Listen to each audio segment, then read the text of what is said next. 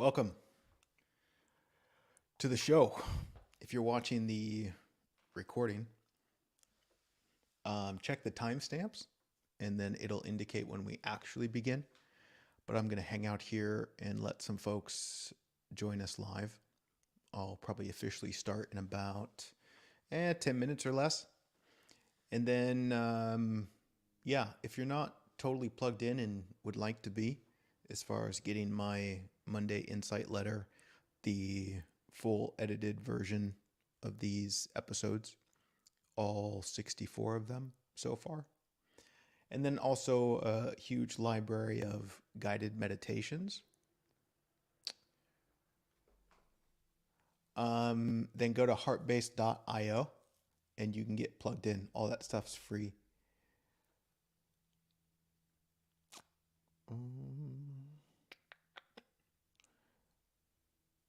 Yeah. Technical issue here. 1 second.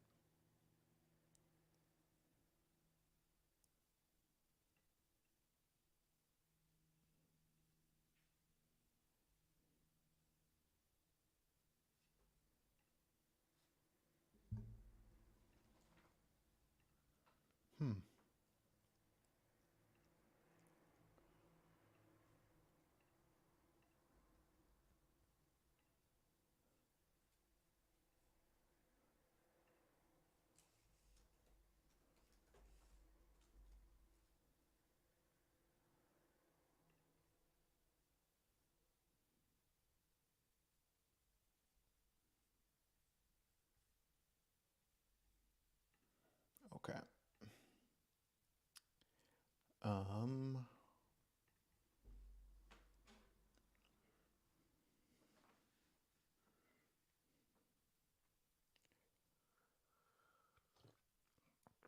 Welcome, Tara. Welcome, Jennifer. Welcome, Jennifer.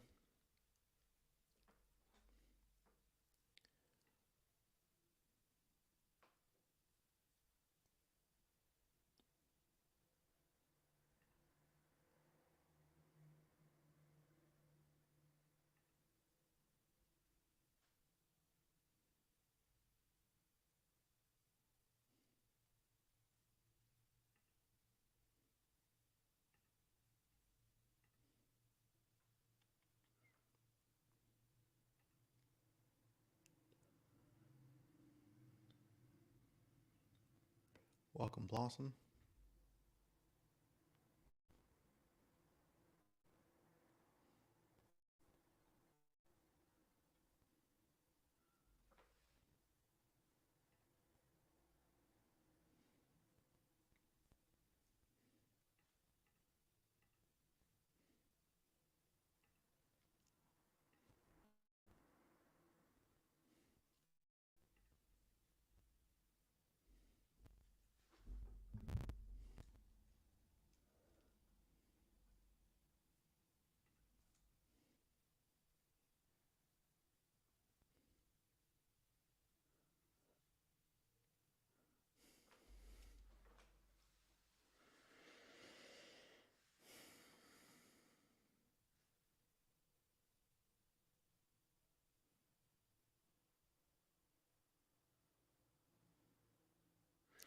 This could be a really beautiful one.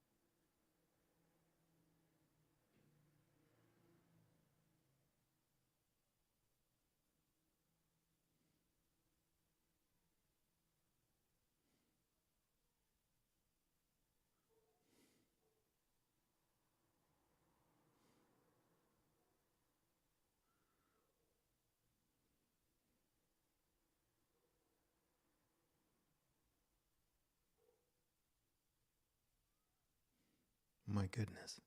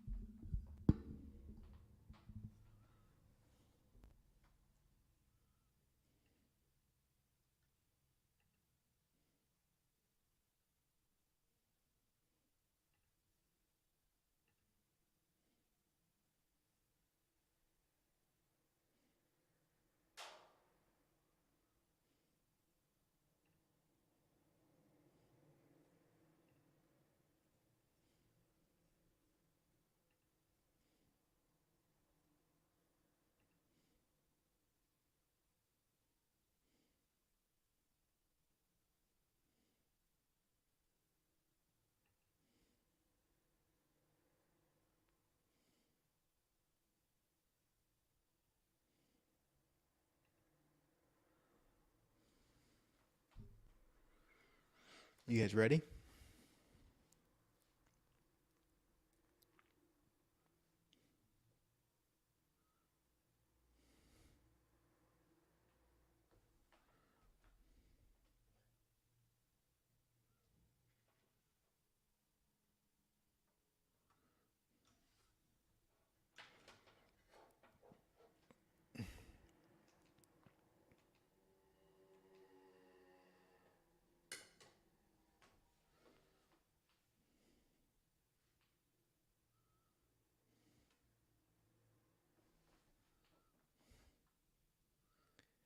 Welcome, Bumpy.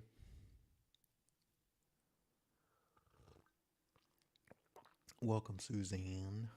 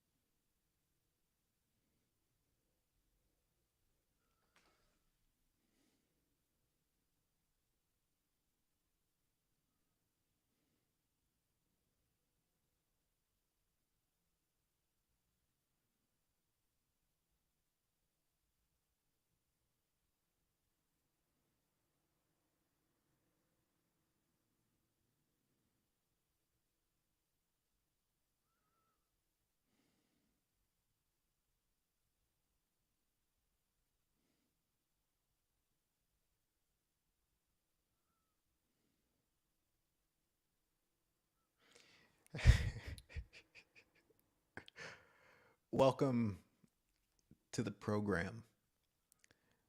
This is the Holding Space podcast, an opportunity to open up, fear less, and love more.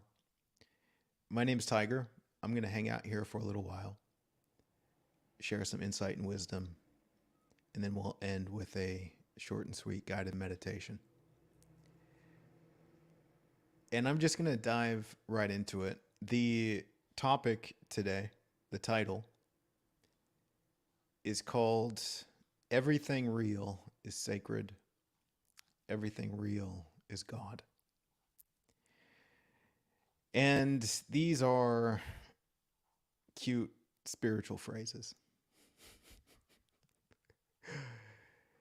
And I'm curious as to what I'm going to actually say about this. Because in one regard, I don't want to talk about spiritual things in the context of cute spiritual phrases. I want to get to the heart of being human. But yet somehow, when talking about the heart of being human, I can't help but ultimately end up using cute spiritual phrases. So we're going to find a balance there where we can not cling to the words I'm saying, not run away from the words I'm saying, but just see that I'm doing the best that I can to communicate something that can't actually be communicated with words. So let me start off by saying what I'm so profoundly grateful for in this experience of being human. And that is the awareness to see that everything I'm thinking about throughout my life and throughout my days, none of it's actually happening. I only think it's happening. And as simple as that might be, the implication is profound to see it deeply. That I can reflect upon yesterday's stresses and resistance and irritations. And I can recognize very obviously that those agitations were not responding to anything that was happening in life. They were responding to my thoughts about life, my thoughts about myself, my thoughts about other people. The restriction, the agitation, the degree of suffering was responding to my imagination. And it's always been that way. And I understand that maybe for some who are listening, that's quite a leap, being that it's quite easy to assume that our inner world is responding to the outer world. But I hope that there's some openness to see just how off the mark that might be. And so I find this immensity of gratitude to just take a moment and remember that this whole fight, the whole struggle in being human, isn't really to wrestle with something out there in the world.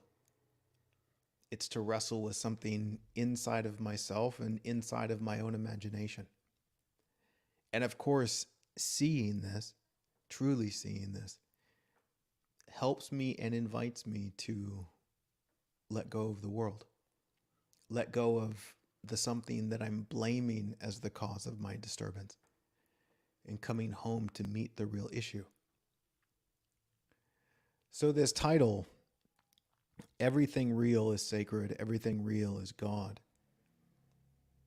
And I like this exploration because it gives us yet another opportunity to discern the difference between what is really happening and what we imagine to be happening.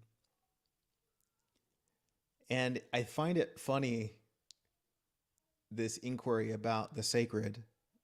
We can ask ourselves, okay, well, what is sacred? Like, what in life is sacred? We can have our sacred rocks. We can have our sacred rituals. We can have our sacred little dances, our sacred locations. And that's all fine and dandy. But I would like to suggest, as the title suggests, that in a deeper way, everything that is really real is actually the sacred. And man, that goes so deep. And in one way, it's such a big statement. Everything that's real is sacred. And everything that's real is God.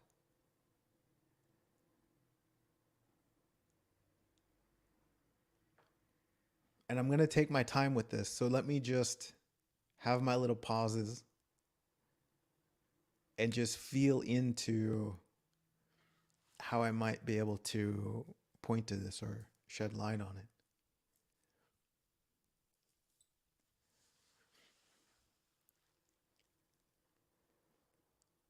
You know what? Let's look at it this way. Everything that's really happening is sacred. And there's only one thing happening, and that's God. Now, playfully, let's just acknowledge whatever resistance there might be in the mind to that. Like, what do you mean everything that's happening is God? What do you mean everything that's happening is sacred? It can't be. And we can just maybe be open to see something that we haven't seen. Maybe we can imagine the possibility, right? Like, what if it's true that everything that's really happening is God, and everything that's really happening is sacred? Well, when we say really happening, in contrast to what? Well, in contrast to what we think is happening, in contrast to what we imagine to be happening. And can we recognize that maybe just on a very simple and practical and fundamental level? That what is actually happening, what is really happening, is profoundly different from what we think is happening.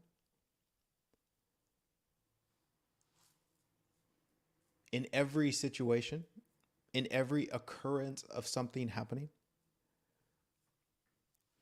we can say it this way, that in every occurrence of something happening, there's one thing happening, but yet we can tell 10,000 different stories of something happening. And it's the one thing that's happening, that's really happening, that is sacred. And it's the 10 things we imagine are happening that aren't really happening. And it's the 10,000 things we imagine to be happening that gets us in all sorts of trouble internally. And this can be so easily seen in your direct experience in this very moment right now. To such a degree where you can investigate your inner landscape and question, where is the resistance? Where is the tension? Where is the agitation? And underneath that, there will be a belief or assumption about something that's happening. And if you take a look at that assumption, you can see that that is not really happening. What you're experiencing is a projected meaning onto what you think is happening, and you're experiencing the meaning. And you think the meaning is happening. You think the story is happening. But where is that story happening outside of your own imagination of it happening? Isn't that an interesting question? Like, what are we really experiencing? Are we experiencing the reality of life? Are we experiencing the reality of what we are, the reality of what other people are? Or are we experiencing our mental commentary and thinking that our imagination is reality?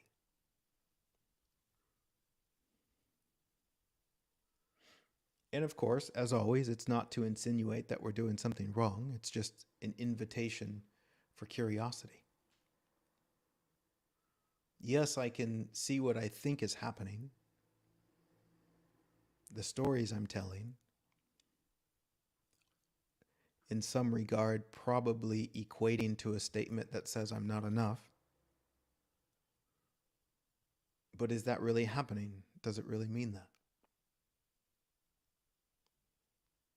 And you see the obvious invitation here is to draw nearer to the truth of what is, and surrendering our illusions about what is. And of course, this drawing near to what is the invitation to draw near to the sacred.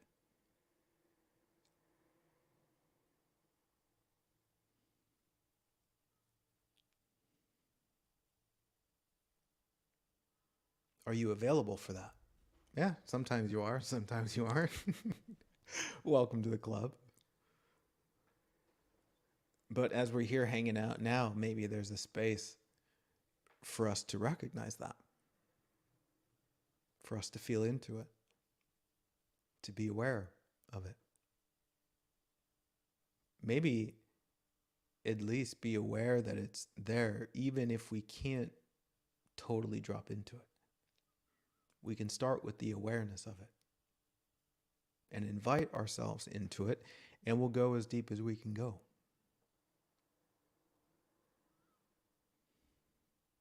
But do you see how this is the invitation of spirituality? To draw near to what is real, which is to draw near to the sacred, which is also to draw near to God,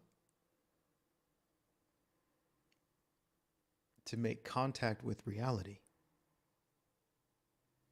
outside and beyond our imagination.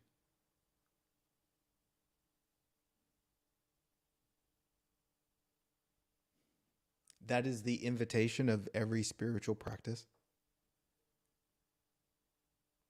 It's holding a space for you to be present and discern the difference. To see that the 10,000 things you think are happening, the 1,000 things that you think are against you, the 100 if only statements, we can see that none of that's actually happening.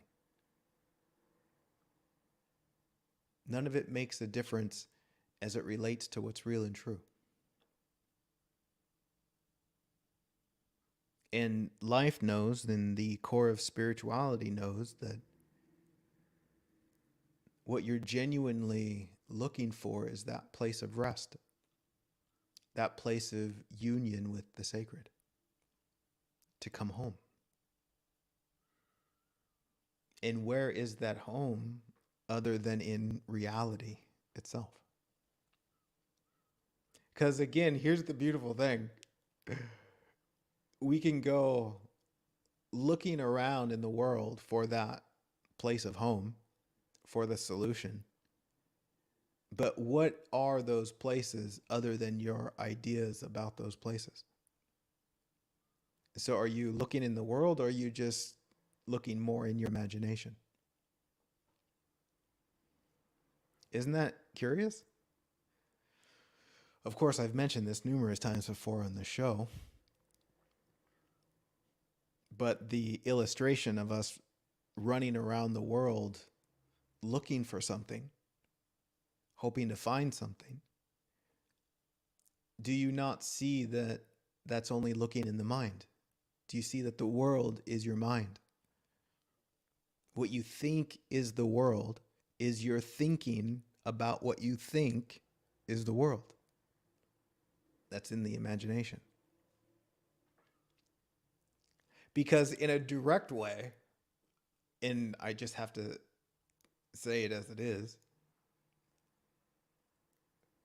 the only thing that's really out there, the only thing that really is God.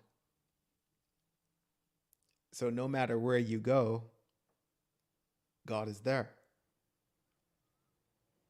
And maybe I just need to take a moment. I don't know why I feel like I have to do this, but I have to whenever I start using the word God. Not all the time, but sometimes. Because, I mean, I've been in places in my life where if somebody says the word God, then something in me shuts down and I'm no longer interested. I can understand that. But then again, as I talk about these things and I explore these things, there's a playful limitation in how I can communicate it. And so I naturally, given my conditioning, I guess, revert to using this word God. But it's not the God that you think I'm talking about. It's not your idea of God.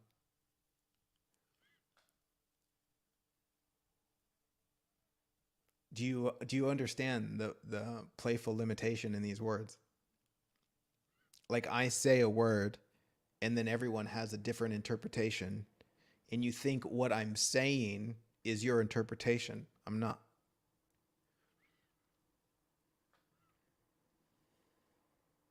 Isn't that fascinating? Like, I'm using these words, and what you're hearing is your interpretation of the words based on your conditioning.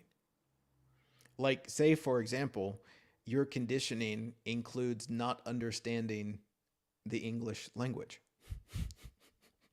Then what I'm saying sounds like utter gibberish because you don't understand the language at all. And if you've had certain experiences in your life with certain concepts and traditions, then if I use words from that concept or tradition, then what you hear is your conditioning. Do you see this? How, and this is so brilliant. Do you see that everything you're hearing from me is actually to hear yourself? It's to hear your own filter. It's to hear your own reflection, to hear your own conditioning.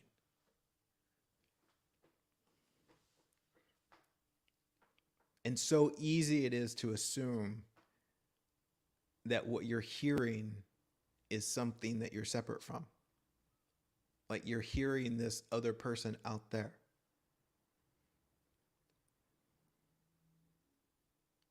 But yet, to really look at it, you're hearing yourself.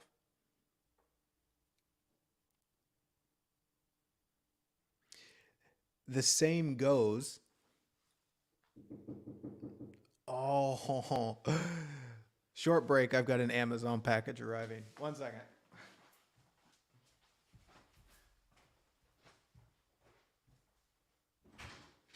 Olá. É aqui que é Sim, sim, sim. entrega da Amazon? Yeah. GG.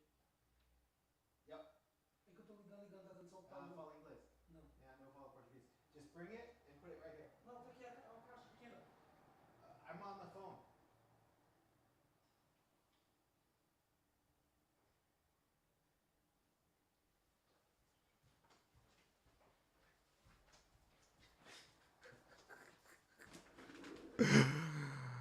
That is adorably the most lazy delivery person I've ever met. Hold on, I'm still waiting for my package. He didn't want to bring it to the door unless I was here. So now he's got to go walk back to his car and get the package.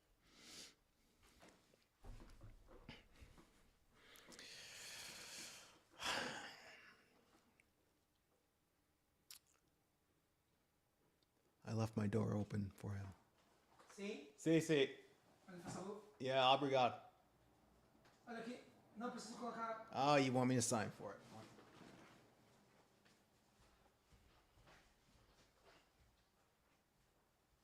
GIF. I don't have NIF. No NIF. NIF? Sim.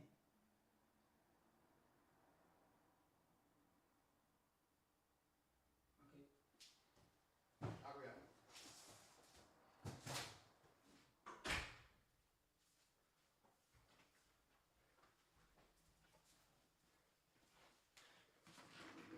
All right, fam. I'm back. Okay. So I'm back, and let's just use this real life experience as the most epic teaching opportunity. Okay?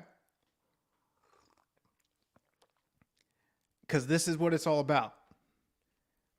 So we just got interrupted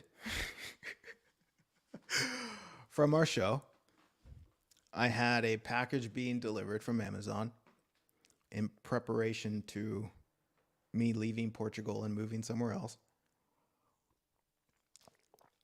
And the question here is, was it really an interruption?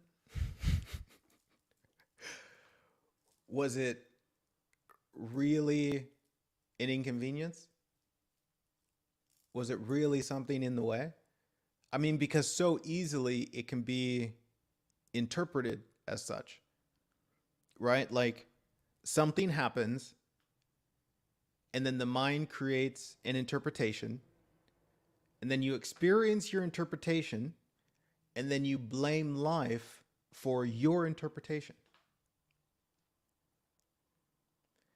Do we see how we completely miss the sacred throughout the whole thing? In such a way, what we could say, using silly words, is that the only thing that happened was energy dancing, was light flickering on and off, was a wave function moving up and down, was life being life. What appeared to be random chaos was actually a divine symphony of life doing what it needed to do in order for life to be life. In that, it's sacred. Now, if I were to have that experience and be irritated and frustrated, do you see how that irritation, the frustration, the suffering would be under the assumption that what was happening was what I thought was happening?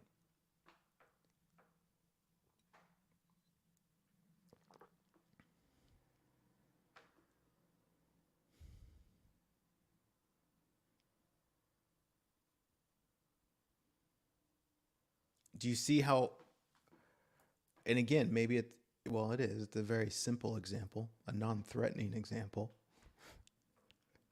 But just see how this can expand into what you feel might be complex, or into what you might feel is scary or undeserving of love or wrong.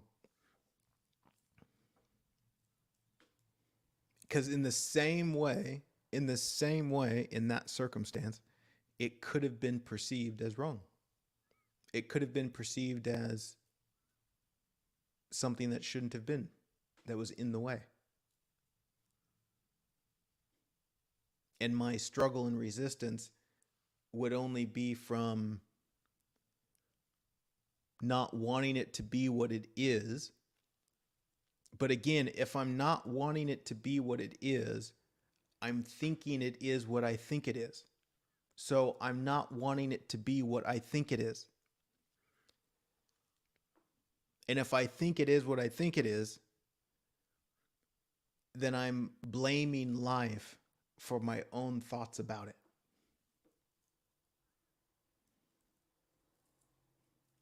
This really goes into the depth of how much we are creating our experience.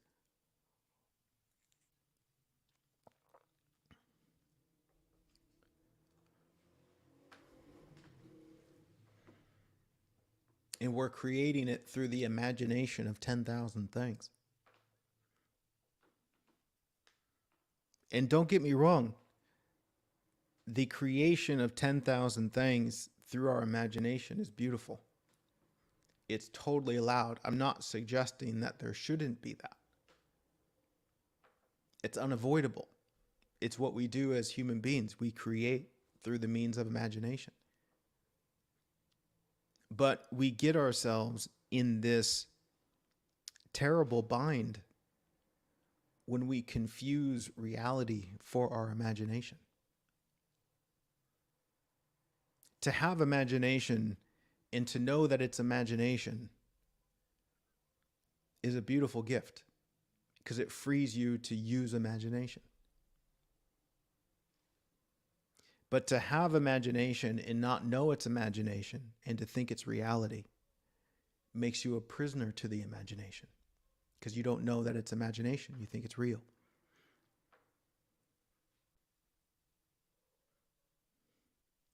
So what is really real?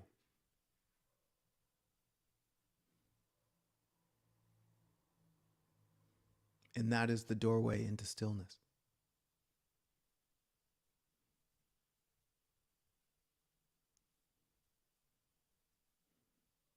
And a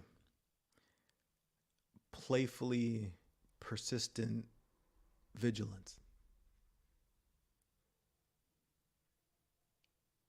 Especially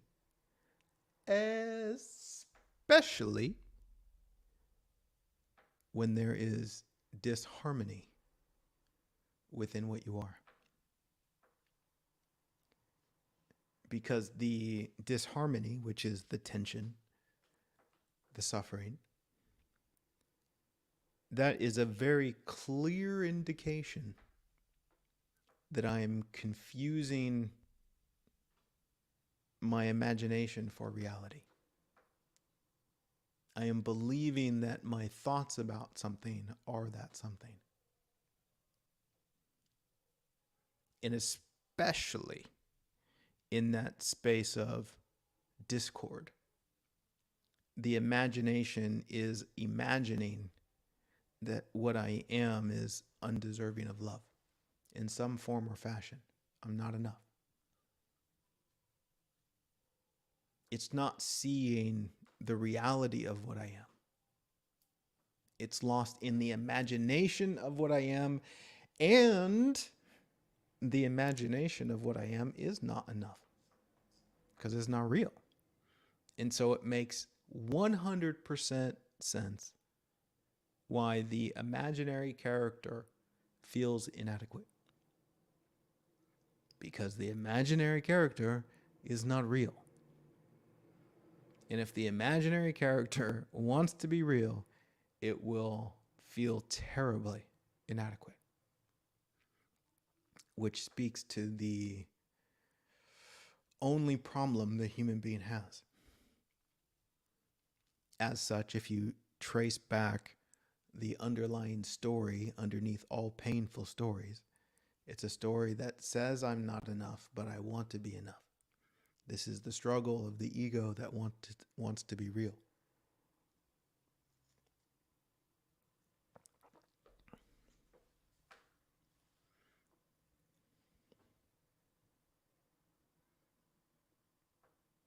And the invitation to be still is an invitation to surrender that imaginary character, which is also to surrender imagination.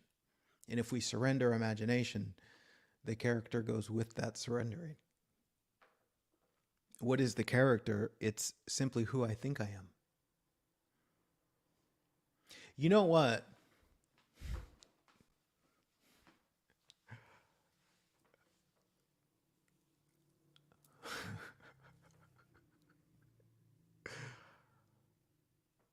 How do I say these things?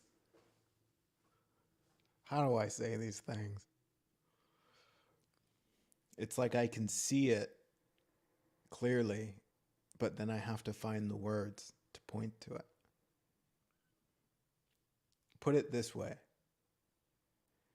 If the only thing that's really happening is God, then where am I?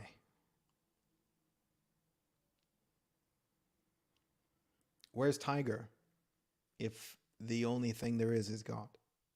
If the only thing there really is God, then that means there isn't really this character called Tiger. There would only be God. And I can understand how that's a big leap for some and not for others.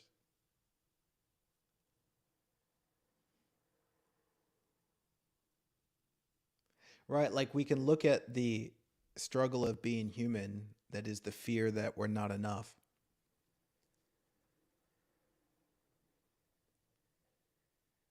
This is like seeing that there's only God, but we want to argue with that because we also want to be me.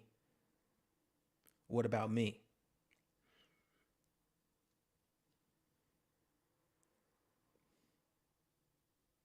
And we believe so much in this me, understandably. Right? Like we talked about, to discern the difference between reality and imagination. Do you see the profound difference between who you think you are and what you really are right now? Maybe you can't clearly see what you really are right now. That's fine. But can you see how much who you think you are is completely not real? And of course, when I say real, it means real. And whatever is real has to be real right now, because right now is real. Do you see that? Whatever is real has to be real right now. And if you look at your character, it proclaims a reality about yesterday, the past, and a reality about an imaginary future. Right? Like if you think about who am I, look at how immediately you go into the past. Or look at what you want in the future. And see how all of that's happening in the imagination. So much so when you're not even thinking about it anymore, then it's gone. And what is real remains. What is real is always real. It's not real sometimes. It's not real on the weekends. It's real always and forever, eternally. In the eternal now. It's always the same real. And again, we could use the word God. It's always God. Same thing.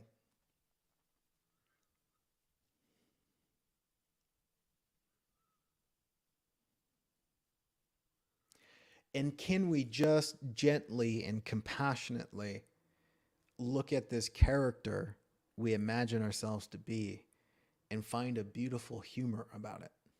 And I understand that might be tough depending on where you're at right now. But can we see the innocent struggle of who we think we are that's desperately trying to prove itself as real? That wants to be validated as real.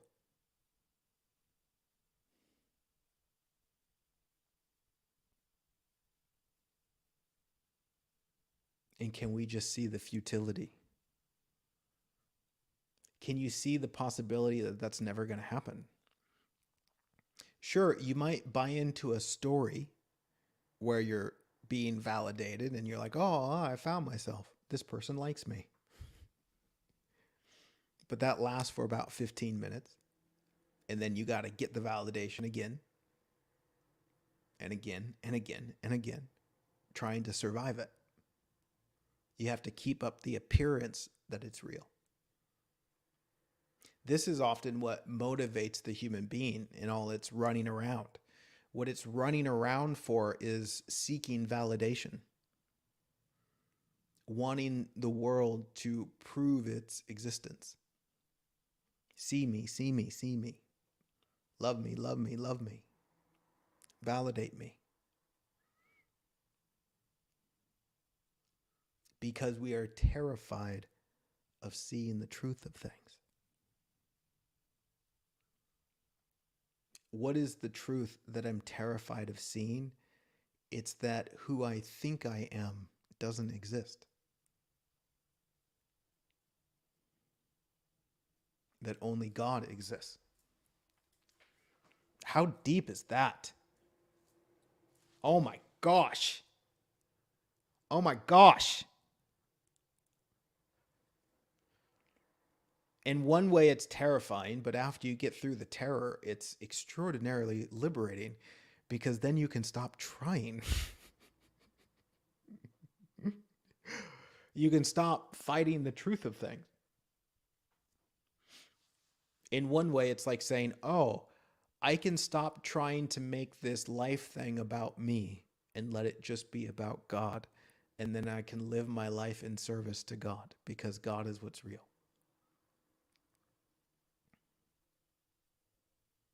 And that's not nearly as difficult as the mind might want to make it out to be. It's a gentle surrender.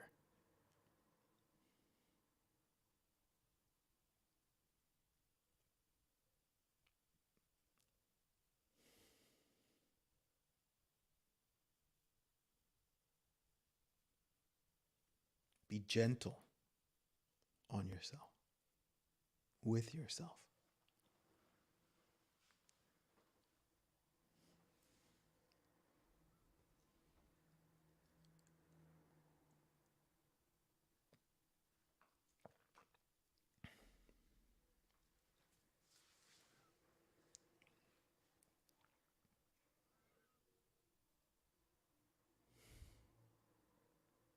And we're all playing this game, my friends. Every human being. Every human being is going through the same mechanism of struggle.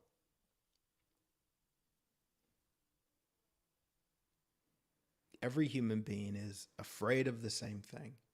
Every human being wants the same thing. We just tell different stories about it.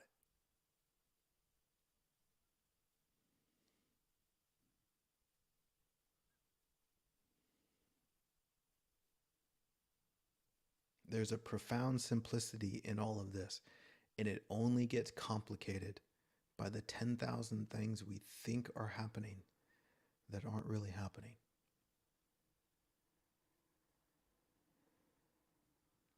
And the path isn't to figure out those 10,000 things we think are happening. The path is to see that none of it's happening, and so there's nothing to figure out. The only option is to surrender into the heart of what's real, into the heart of God.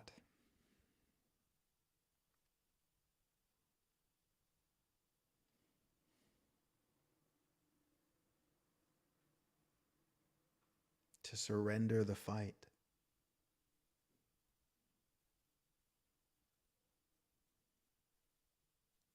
And come home, even if it's just for right now. That's what I love about doing this show with you. Is coming back here on the first and third Tuesdays of the month and just checking in and remembering, oh yeah, it's not real, man. I'm taking myself way too seriously. And then we can laugh about it a little bit. And if we can't quite laugh about it, then we can just be gentle. Make room for us to see things a little bit more clearly.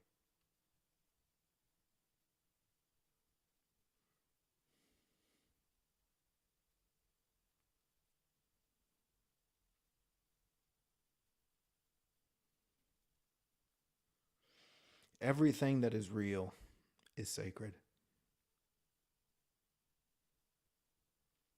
And everything that is real is God. There are not the 10,000 things. There is only the one thing.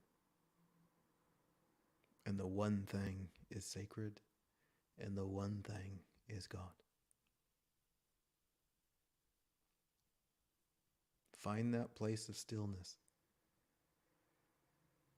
The stillness where there is nothing. There is only the one space that allows for all of life to be life. For this miracle to be the miracle. And all of it held together with love. Stop trying to be what you think you're supposed to be. Stop beating yourself up as if there's some better version out there in the future. Just see what you really are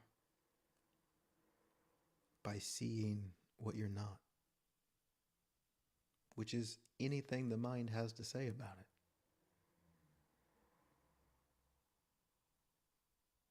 Go beyond the mind's noise and come back to reality. Feel what really is.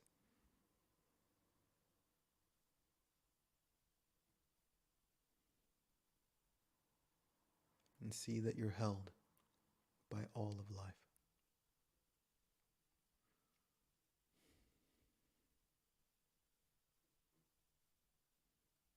All right. You guys got any questions? Anything you want me to speak to as I'm here? And then we will end with a super short and sweet guided meditation.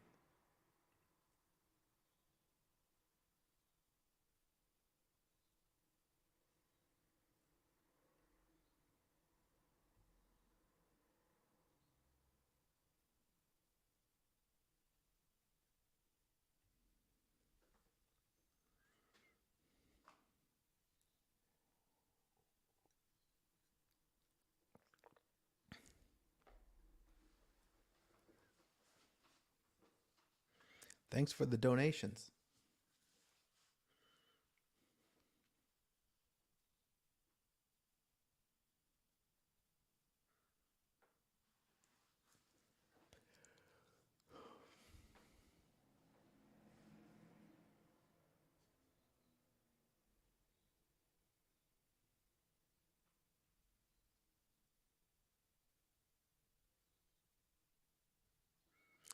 Lucy says and asks, so my heartache is not real. My goodness. You know, I hear you say that, and I just want to give you a hug.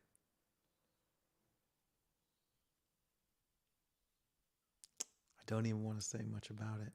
I just want to give you a hug. I know what that feels like.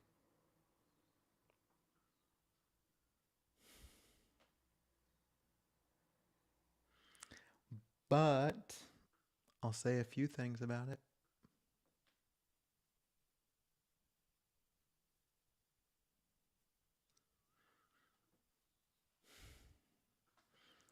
You know, whenever we go through experiences, we have this fascinating tendency to identify with experience.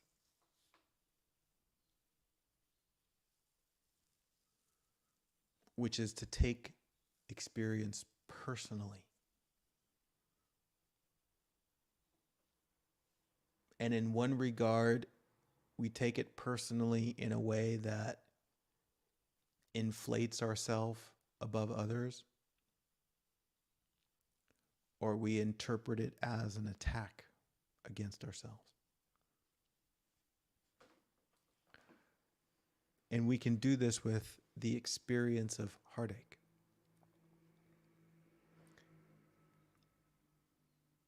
Where we can say, my heartache, and we can feel like it's happening to me, rather than seeing that this something called heartache appears to be happening. And forever, it'll be our identification with these things that amplifies their intensity. You know what? Here's a great example.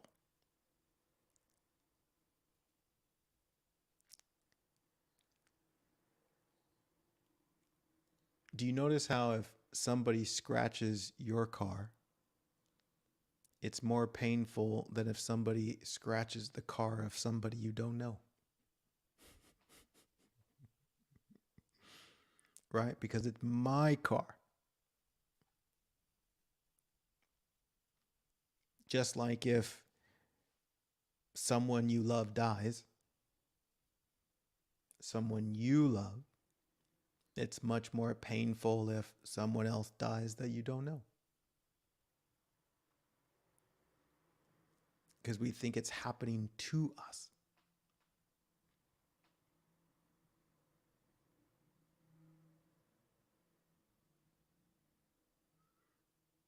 And there's this space to be held in these experiences that come and go, where these experiences are held gently, not interpreted as in the way or not interpreted as an attack, but we hold space for them to be what they are because that's what's happening. And in the holding of such a gentle space, you will find the intensity of such experience become dramatically less.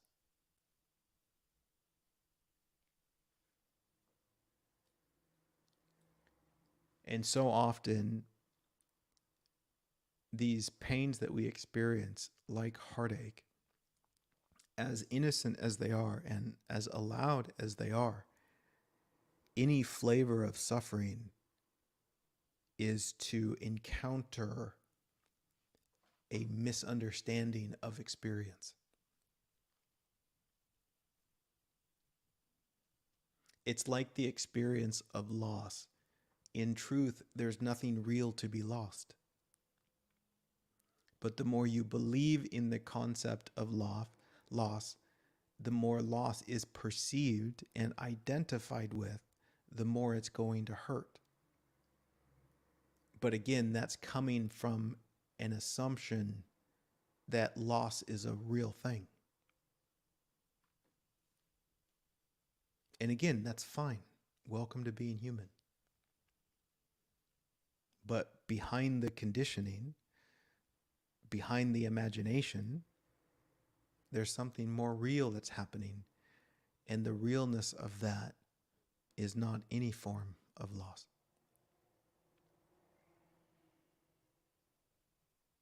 But again, I understand it can look that way. And if it looks that way, I understand that it hurts. But the invitation in all of these pains is not to conquer them, it's to understand.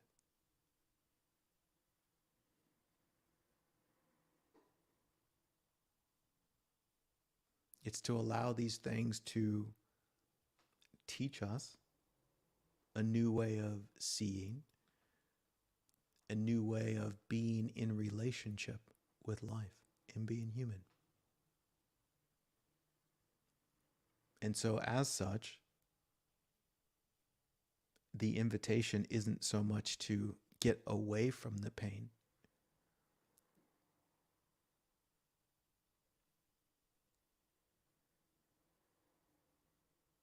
which is understandable, but it's to maybe discover an openness that's willing to see maybe how am I contributing to this pain based on my own innocent misunderstandings about what I think is happening. Because again, if you look at a lot of these pains, underneath them, you'll find a story that says, whatever is happening means I'm not enough. Does it really mean that? And if you believe it means that, then you'll blame that something for your story of this meaning that you're not enough. Like, for example, you're having the very human experience of heartache, and someone could have that experience of heartache, and they can say, this means I'm not enough, right? I'm hurting, and I think I shouldn't be hurting, and so something's wrong with me. This experience means I'm not enough. And because I want to be enough, I'm going to go to war with this experience of heartache. And so there's the reality of heartache showing itself. Then I interpret it as an attack on me. And then I effectively withhold love from the heartache because I imagine that it's attacking me. But is it really attacking me? No.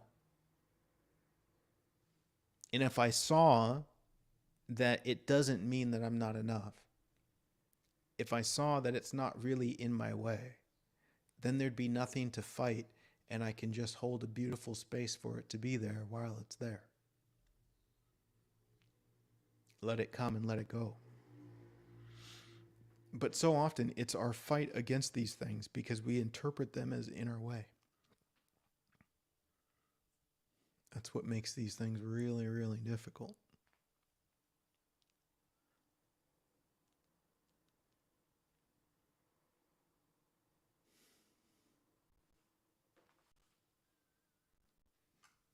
So, in the question, so my heartache is not real. The one who thinks it's happening to them is not real. The stories about it are not real. What we think it means isn't real. So there's so much about it that's not real. But underneath it, what is real is the sacredness of it. That it too is God.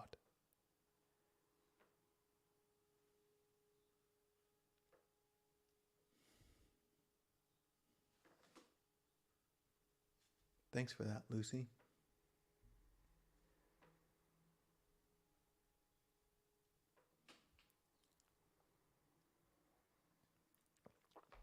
All right. Another question from Laura. How did you get to this state of mind? I mean, how are you so open to love? Well, that's just right now, sweetheart.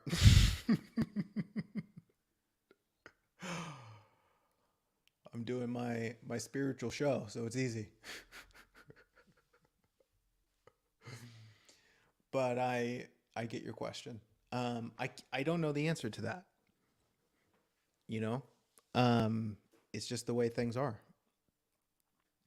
In one way, you know, how do you discover life's immensity of love? You walk through 1,000 fears.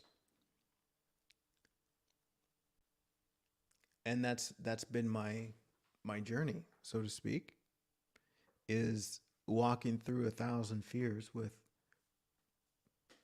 a willingness for my eyes and heart to be open, even though it looks messy in the process.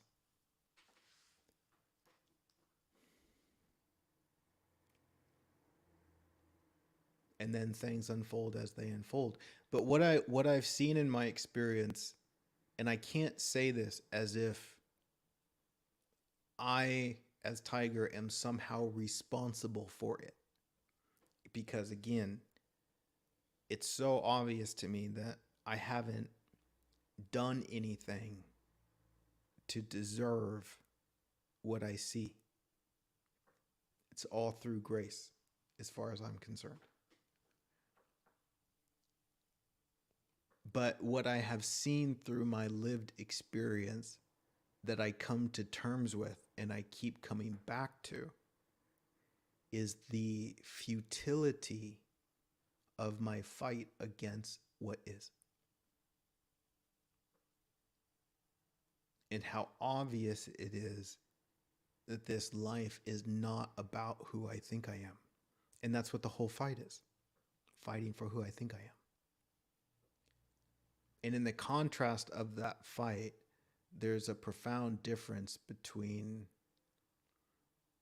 serving the ego and being a servant of life. And so I choose a path that is in service to what is real, rather than in service to what I only imagine that I want. And in the same way that some people are born with the natural tendency to play a musical instrument, I've always seemed to have some sort of innate ability to, let's say, see other perspectives. I've been very curious my whole life in that regard as it relates to asking the question, yeah, but what's really going on? What else could this be? And so maybe that has something to do with it. But again, I don't really know. This is just what's happening. And the more I get out of my way, the more I offer myself up to life, then life appears to use me in ways that are in alignment with where my heart is. Further evidence as to why it's important for me to get out of the way. because life knows what it's doing.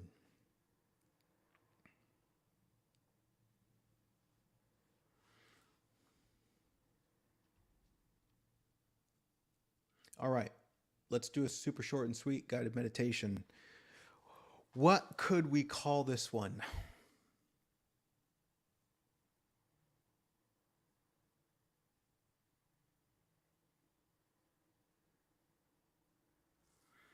You guys got any ideas? Like, what would be a meditation title that if you saw it, you'd be like, ooh, I want to do that meditation?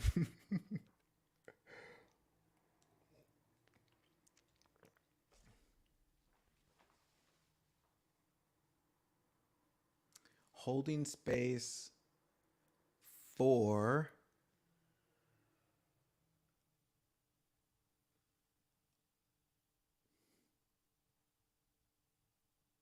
holding space for a broken heart, holding space for heartache. Those could work.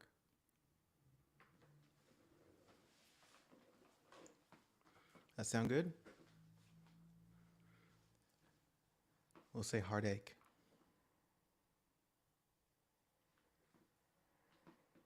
Holding space for heartache.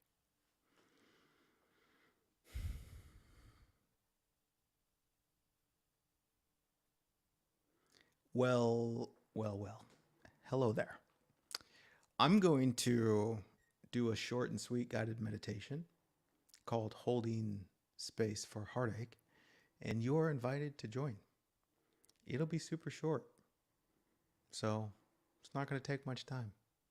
Let's dive in.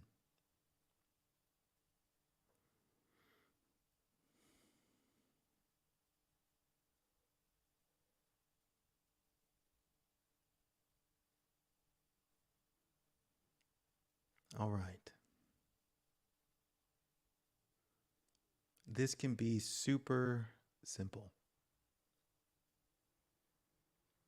We can just be here together, holding space, and allow for ourselves to see a wellness that maybe we just didn't see before.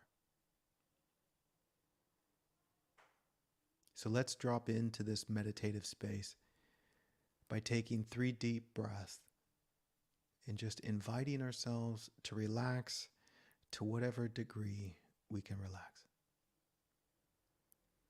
Let's breathe.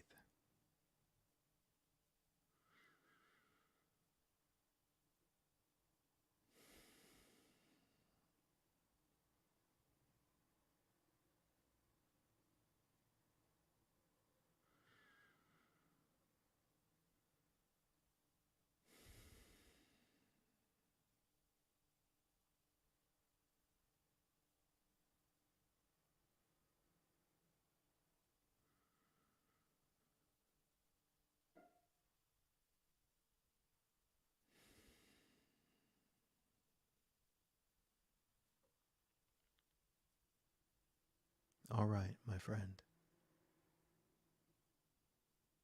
Can we recognize a stillness that's here?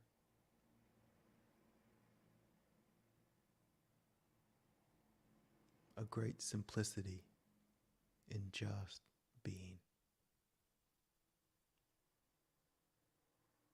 Sure, maybe there's 10,000 thoughts.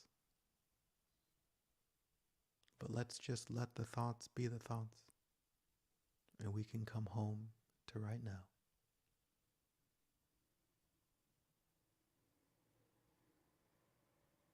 And whether you want to hold space for somebody else dealing with heartache, or find a gentle space for yourself in dealing with heartache, it's all allowed. Let's just be here.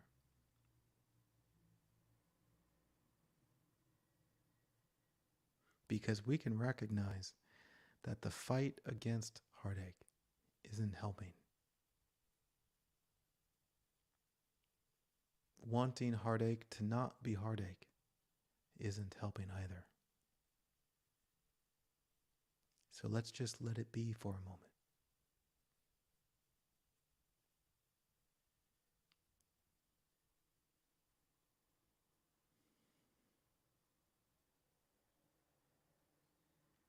And if that's scary, it's okay. I'm here with you. I got you. If it's just for these few moments, you'll be okay.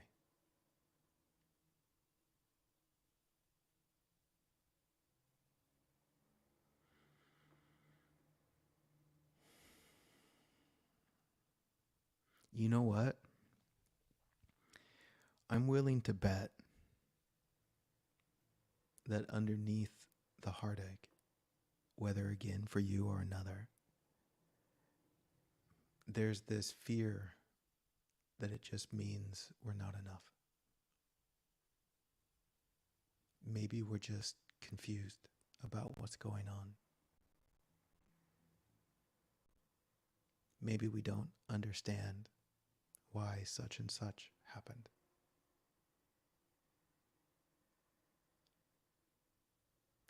And my dear, that's okay. We may never know. And that's okay.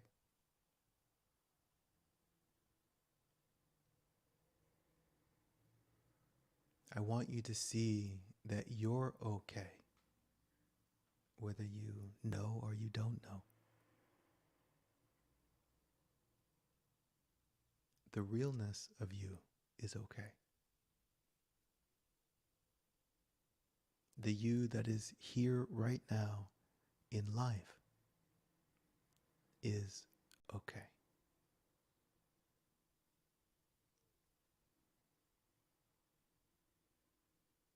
And we can see that the whole big dilemma is mostly or entirely just playing out in the mind. And we're scared of the mind's content. We're scared of what the mind says it means. We're scared of what the mind imagines will or won't be in the future. But yet, beyond all that noise in the mind, in reality, here right now, you are okay.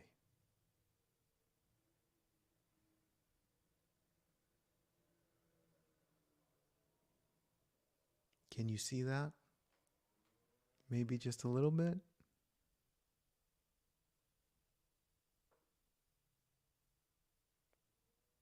And if you just can't see that, that's okay too. Maybe I can see it for you and in you. And maybe that will help. I don't know. But we can just hold space for whatever is showing right now.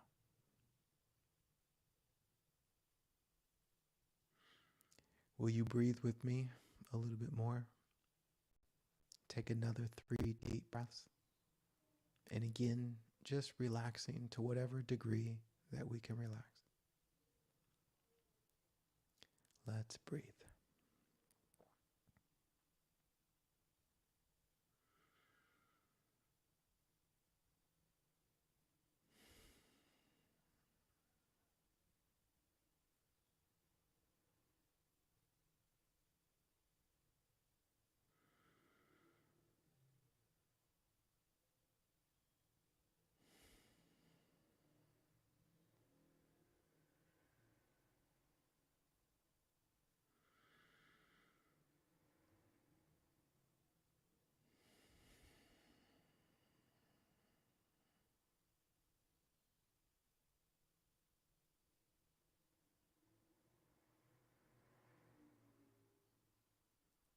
You know,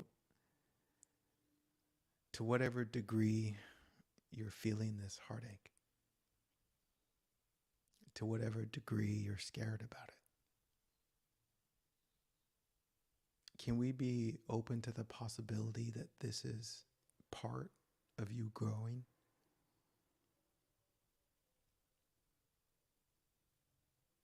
This is part of you letting go of things that don't serve anymore. This is part of you facing the things you're scared of so you can see beyond them, to see that you really are okay. Yeah, it's not always easy, and it isn't going to be easy in the future, but we're growing. And part of that growth is what seems like the struggle to let go. But we can let go. We can come back to ourselves.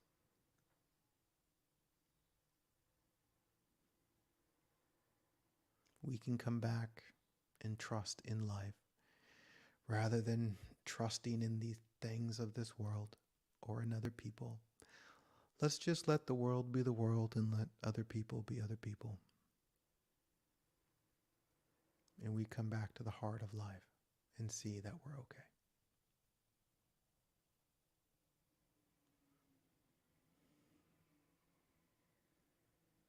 Do you feel a little bit better? A little bit? All right. Go play if you can. Thanks for meditating with me today.